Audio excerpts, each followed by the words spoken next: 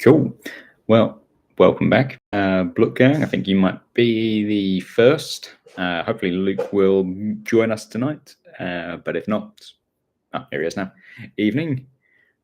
Bring on the boasting. But yeah, I hope that you're both doing well. Um, Unfortunately, that you've got to go back to work, but hey, one of those things. Luke, I hope that your week has been good so far.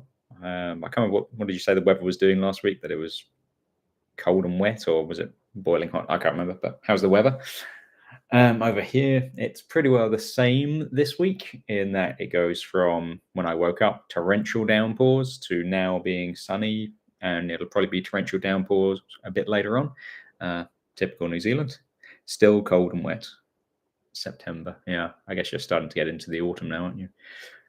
Hopefully, our summer will start to kick in quite soon. How's the weather in where is it that you are looking? I can't remember which state you said. In a drought in my place. Oh, yeah. Did you say you were in Georgia, Kentucky, Tennessee? I'm sure it was in one of the southern states, but I can't remember which one you said. But a drought, not too good. Kentucky. Ah, yeah. Nice. My wife Christine, she's in Utah again at the moment, so apparently it's quite warm, but they're hoping to get a bit of a cool breeze coming through quite soon. Anyway, campaign came to an end this week. I enjoyed the campaign. I think from what you guys have said, you enjoyed it too, which is good. It was a bit different to the previous ones in that we had all of the diplomacy. But yeah, I decided I would call it this time for obvious reasons. I mean, the Romans took Lindinis, they should be there, which put the Durotriges out of action in the Catavilani territory. The Romans took out Caradicus and his forces, so there was no real option there. You had the Siluris and the Ordovices who were still in the fight, but they didn't really have any armies left, so they couldn't do much. The Icenia walled in with more forces coming against them.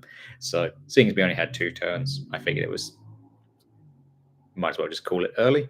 But yeah, I thought it was good. Luke, yep, you seem to be getting undone, I would say, more by the voting on YouTube than anything else. Every time you put a good plan together, someone voted against it. But no, I think overall you did well. I quite enjoyed putting together the turn-by-turn showing of how the different I was going to say counties, the different territories, kingdoms, changed alliances over the course of the campaign. And for those first, I'd say probably up to about turn 6, the Britons were definitely getting the momentum behind them. And then it was around that 6th turn that things started to change. So it was a close run thing. And even to I'd say turn 9, possibly the final turn, if the dice had rolled slightly differently, we could probably still have had a different outcome. But yeah, it was enjoyable. It was like he was dealing with actual various... Exactly, yeah.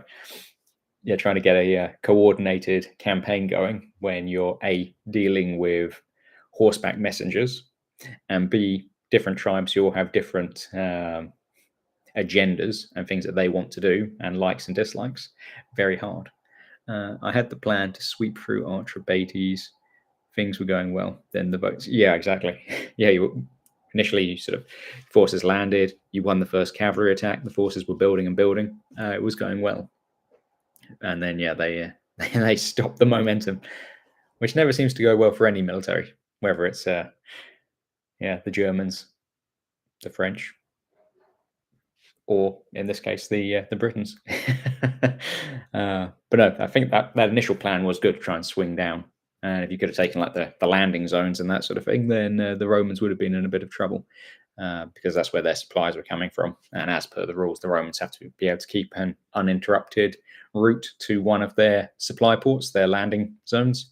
So if you could have cut those off, then their field armies would have started to hemorrhage, which would have been pretty useful for you. But alas, it was not. The gods went against you. But no, I think it was good. Definitely, as I said before, a bit more at my end, having to try and track the diplomacy as it moved and shifted from turn to turn. And it was good that you guys were watching that, because I think I made a couple of mistakes, but you picked me up on that, which was good. So yeah, a good team effort, I guess you could say. But no, I enjoyed it. So let me just have a quick look for our next one. Guess I'm getting crucified. Yeah, I think you're going to be carried back to Rome to be displayed. You wanted to sweep, but got dusted off. Yeah. But no, I think that was another successful campaign. I think, yeah, I think it went well. So, really, I guess the big question or decision of this war council, this live session, is to think about what we're going to be doing next. So I did put a poll up. Let's have a look and see what people are saying. I think I put up the 3 or 4 different options. Let's have a look.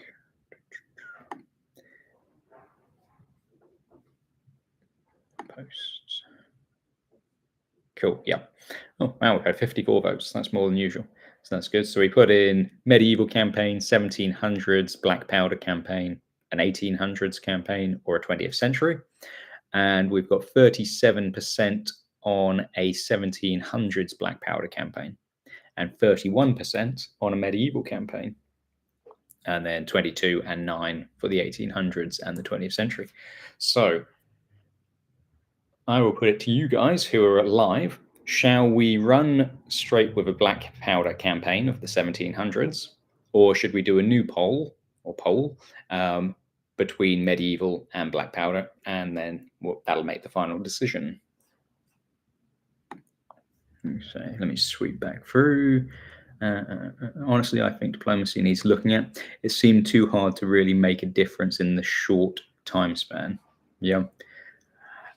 Yeah, I think that's true. When I was coming up the rules, I didn't want it to be too overpowerful. But yes, I think having played through it now, when you consider that we're talking about multiple years of game time, yeah, I think you're right. That I think they could possibly be adjusted somewhat, so that maybe you could spend up to 3 points per turn per nation, so you can't swing them all of a sudden in just one turn, but over a few turns you could definitely, if one person puts 1 point in, you put 3, you're gaining 2 to 1, something like that. That's probably actually a good point, Luke. Yeah.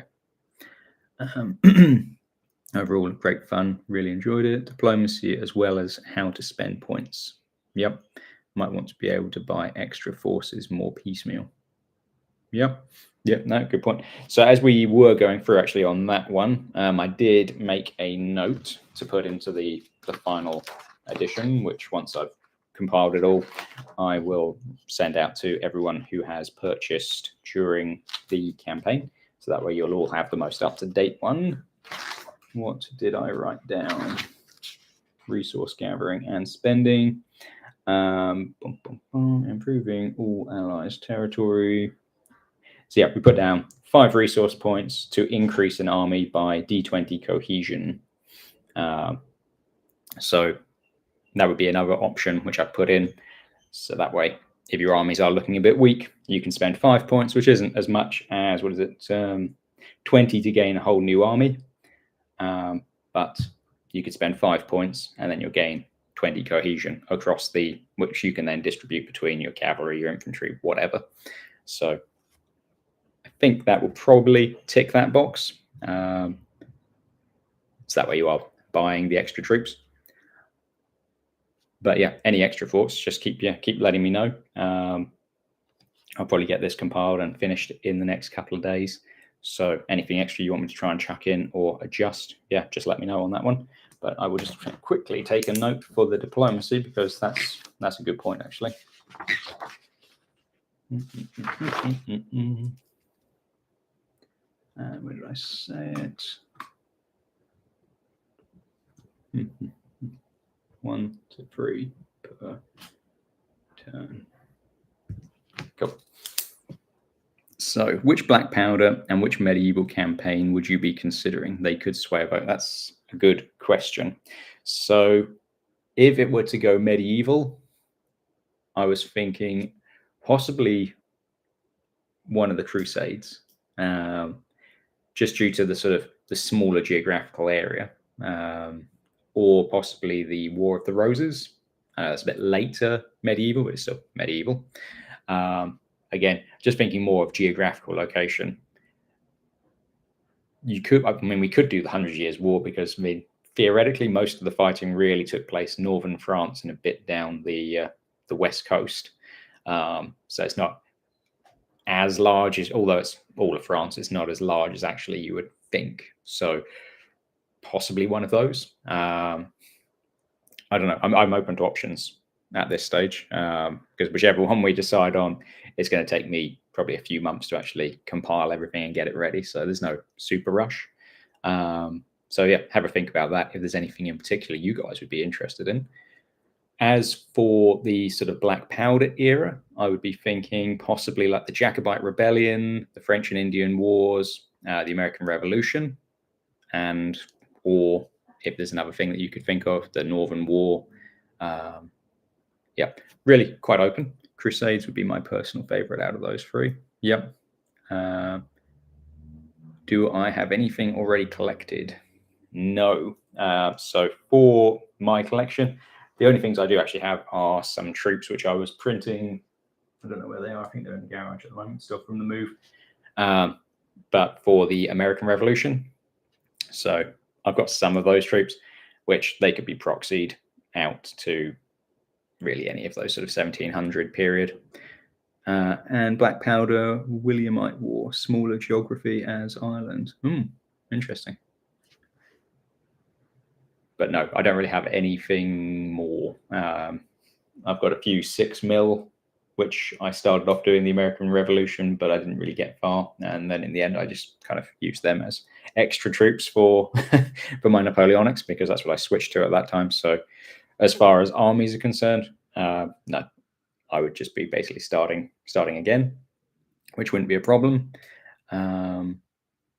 So actually, I guess 6mm. I do have a whole War of the Roses 6mm army, so I do have that. So I've got medieval troops, which would be okay for, I'd say, anywhere from the 1200s through to about the 1400s.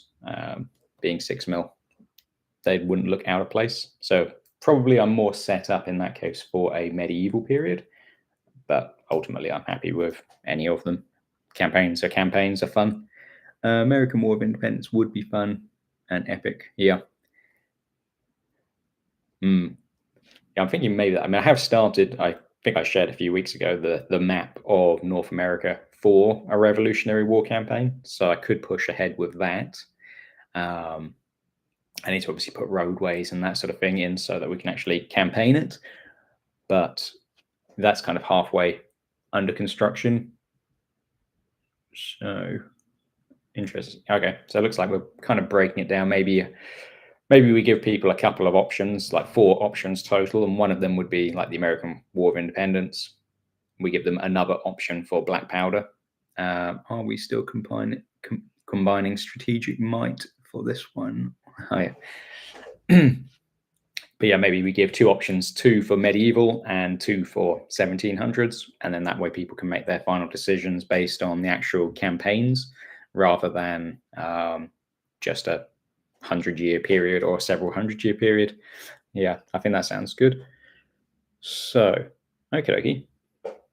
You just have to decide on the second one for the, what was it you said? The Williamite. Let's have a look at that. Let's try and get we call it the Williamite War. Williamite War in Ireland took place in March 1689 to October 1691, fought between Jacobite supporters of James II and those of his successor.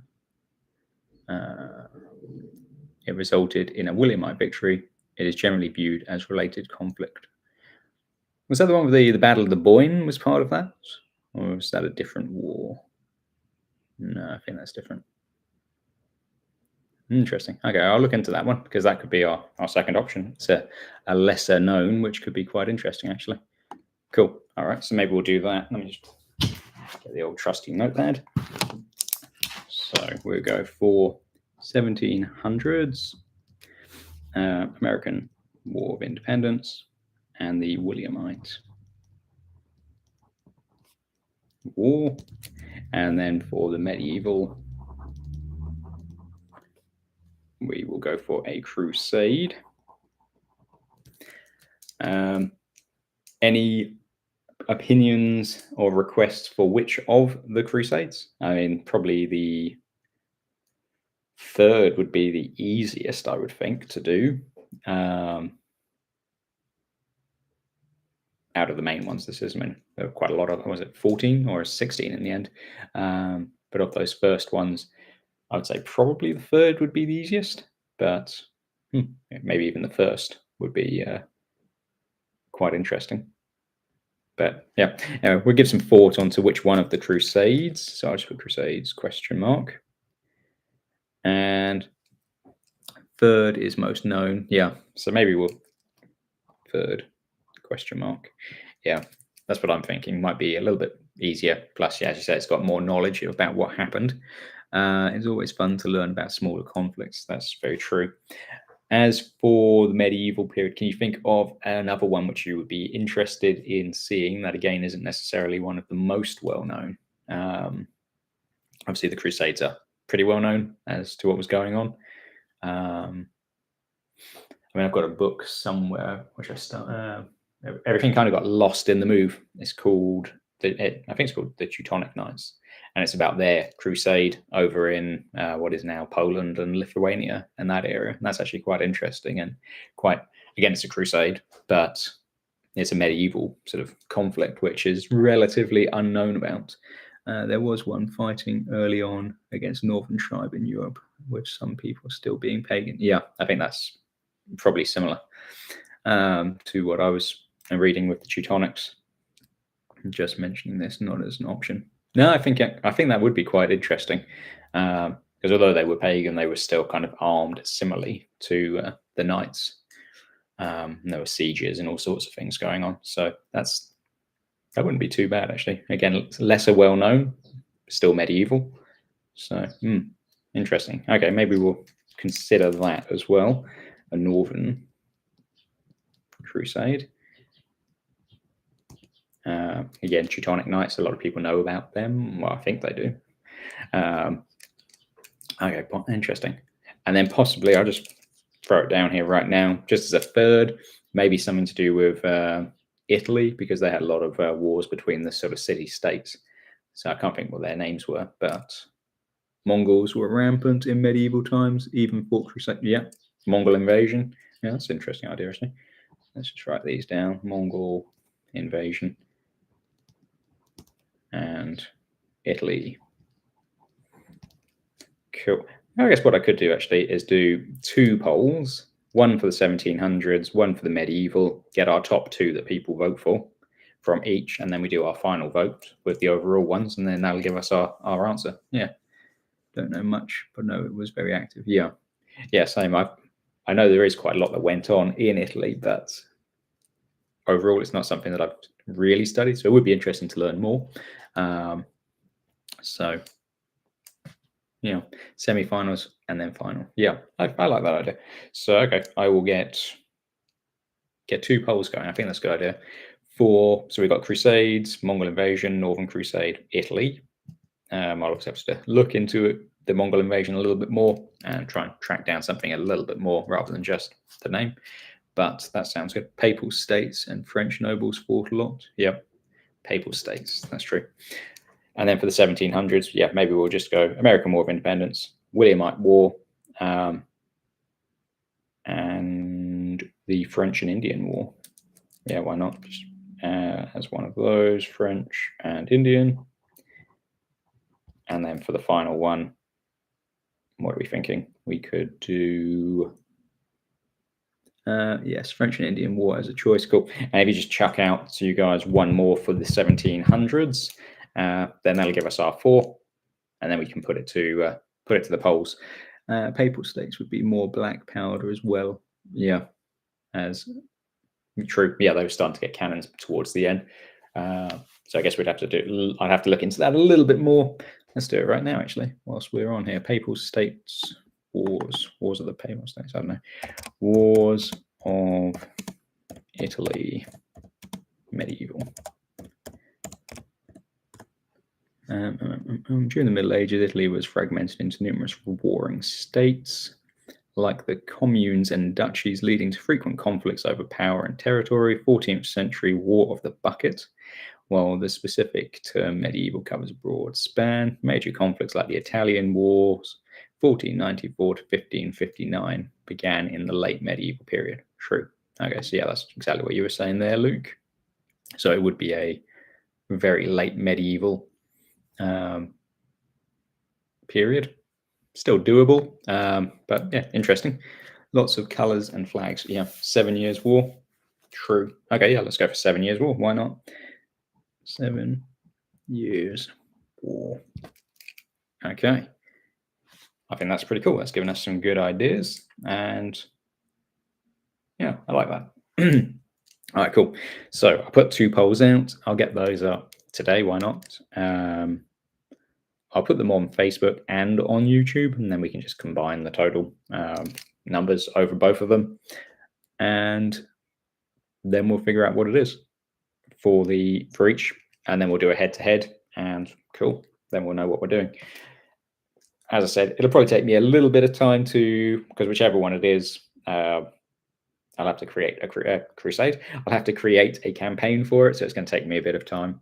And I've got a bit of a busy period coming up over the next month. I've got work in Australia for our conference. So that's going to take me away for a good chunk. And there's a few other things happening. So probably we might be able to get started around December for the next campaign. What's the month now? It's September. So October, November. Yeah, I'd say probably December time would be pretty accurate. Option for 7 Years' War campaign could just be the first in code. Yeah, that's true. Good idea. Yes, I like that idea. It'll take 2 months for Bacchus to deliver to New Zealand. I know. I might just have to get some things 3D printed.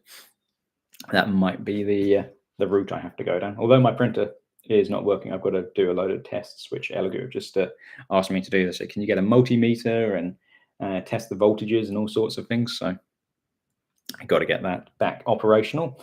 Luckily, the model shop down the road does 3D printing. So if needs be, I'll just go down there.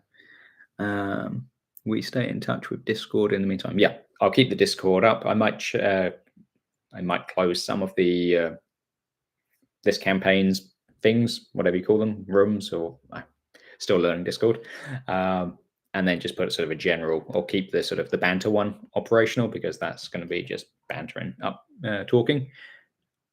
So yes, was going to suggest that. Yeah, just keep things a little bit more streamlined and simple for everyone.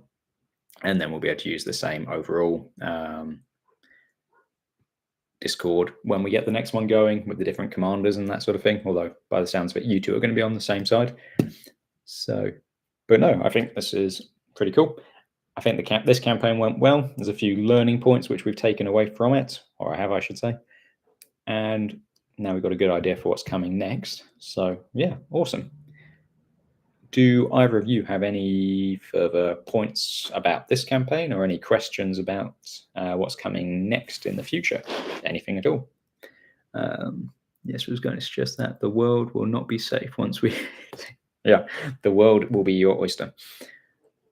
Yeah, you change. Yeah, I do have an idea for a video coming up. It's kind of a crazy concept at the moment. I'm trying to figure out how you could do it, but it would be kind of, if you were to get, it's a World War II theme or idea, but if you were to imagine that you started with, I'm not sure if you've played Axis and Allies, the board game, but you'd start with Axis and Allies as your world-spanning campaign map. And then within Axis and Allies, it's a bit like Risk, where you have little figures. You have destroyers and aircraft carriers and battleships and infantry and artillery and tanks and whatnot. And also factories for producing stuff. But I was thinking It would be interesting if instead of then fighting the battles using the rules from Axis and Allies, which is really abstract, if you were to say that each of the ships represents, I don't know, like a destroyer represents 3 destroyers, an aircraft carrier is 2 aircraft carriers. I don't know. You'd have to figure it out, but roughly 2 aircraft carriers per aircraft carrier figure, 2 battleships per figure, 3 submarines, 3 destroyers, whatever. As for the infantry figures, each of those would represent a division or a corps, probably a division. Each of the tanks is like, I don't know, an armored regiment. Artillery is an artillery battery. I don't know, something like that. Still need to figure it out. But then when you come into contact, if both sides have planes, you would fight like blood red skies to see who actually wins the air fights. When it's infantry versus infantry ground forces, you would use some sort of, I don't know, divisional rules. And then even within the division, when, I don't know, regiments come together, you'd then break it down even further into potentially, I don't know, chain of command, bolt action, battle group, even like a lower level game. And then you'd then build it back up. So that it would be a very, very slow game because obviously for each move on the strategic map, you'd be having multiple different levels. But I think it would be really quite interesting. So let me read your comments. Thanks a lot for this work, Will. Must have been hard. Cheers for going for a good game. Not at this point. Maybe ahead of starting the next campaign, we have a look at rules and a chance to make comments and suggestions. But fresh eyes could benefit. Axis and Allies map and games, good idea. Have you seen Combined Arms by Warlord? No, I haven't actually. Combined Arms, let's have a look. Combined Arms Warlord. Games. Interesting. Okay, yeah, I'll look into that.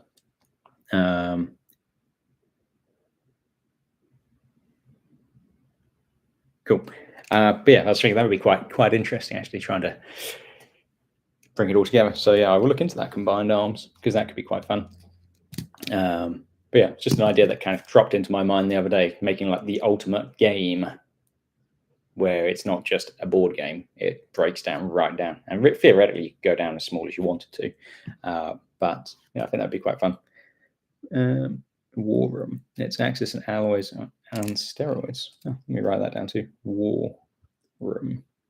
Board game, is it? Board game, yeah. Board game. That would be a super big campaign. I know. Oh, when I was sort of mentioning it to Christina, she was like, "Oh, that sounds like a really good idea. Were you thinking of doing it in the house?" And I was like, "No." I mean, I think you would need at least 6 tables set up. So it'd have to be at some sort of club or something like that. You'd have your Axis and Allies set up on one for the strategic map, and then you'd have another table set up for naval battles, and another one for air battles, and another one for the sort of divisional mission, and then another one for your actual, I don't know, if you went down as far as company size. And you could possibly even have an additional map if you wanted to use, I don't know, special forces slash spies and that sort of thing, where you just literally have, I don't know, half a dozen people on either side trying to sneak around. It would be a massive undertaking, but it would be something that would have to be done at a club rather than at home. But very interesting concept. We are all moving in your spare room for, I know, I think it would take a year. But yeah, I was thinking I would do a video just on the sort of crazy idea and how cool it would be, but possibly how you'd need to have a convention center to do it. So maybe one day we can convince someone to. But yeah, just what I would chuck that out there. But no, I will look into those 2 games because they could fall into it quite nicely. But no, for now, I think that pretty well wraps up. But thank you all for taking part today. Everyone that's been watching. Thank you, Luke and Block Gang, for all your comments. What's this? North Africa would be the smallest if you wanted to try. My club is going to do Pacific starting in January, air, land, and sea in various scales and rule sets. Interesting. Yeah, you'll have to let me know how that goes. If I won the lottery, I'd love to pay people full-time just to play. Yeah, I know. Yeah, I was often thinking if I won the lottery, I'd love to. You could just have people paint your entire armies and get exactly what you wanted. You could have a whole barn kitted out for all your tables. It would just be awesome. One day. one day. Yeah. But anyway, alas, it's not today, but maybe next year. But yeah, thanks, guys. Next week, I will be away in Australia for the first week. I will put a video together, just a general video to be released. But I'm not sure what that's going to be yet. I need to catch up on some sort of background stuff. So I hope that you will have a good weekend, and I will see you soon. Thanks, guys.